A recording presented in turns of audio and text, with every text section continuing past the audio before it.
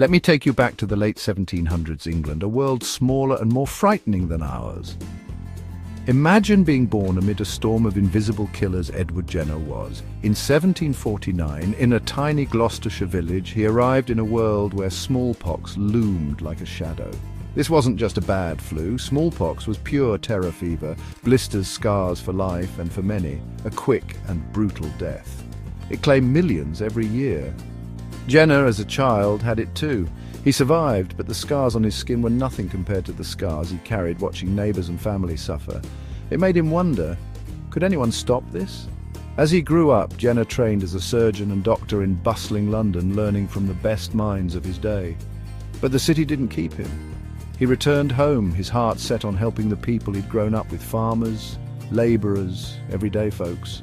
Jenner was a curious man, always watching, always listening. Nature fascinated him, not just in people, but in animals too. And local rumours? He took those seriously.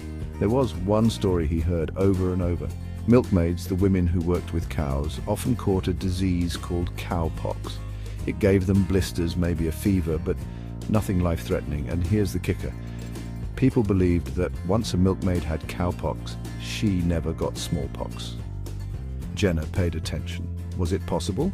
He decided to find out. In 1796, Jenner did something bold, some might say reckless. He took pus from a cowpox blister on a milkmaid named Sarah Nelms. Then he carefully inserted it into the arm of an 8-year-old boy, James Phipps. James got a mild fever but bounced back just fine. That's only half the story, though. Jenner then exposed James to smallpox itself, a test that could have ended in tragedy. But James didn't get sick. He was immune. Jenner's hunch was right. He had just invented the first vaccine, named from vacca, the Latin word for cow. Jenner published his findings in 1798. People were skeptical. Some even laughed at the idea that something as gentle as cowpox could stop something as deadly as smallpox. But bit by bit, doctors tried it. It worked. Smallpox cases dropped. Governments everywhere, from Europe to Asia and the Americas, started vaccination campaigns. By the mid-1800s, smallpox wasn't the grim reaper it had been for centuries. And in 1980, the World Health Organization made it official: smallpox was gone, completely eradicated. It's the only human disease we've ever truly wiped off the face of the earth. Jenner's idea changed the destiny of our species. Jenner received honors from kings and emperors, even Napoleon himself.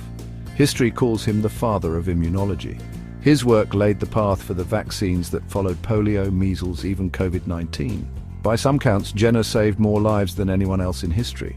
He died in 1823, but every child who gets a vaccine today owes something to his courage and curiosity.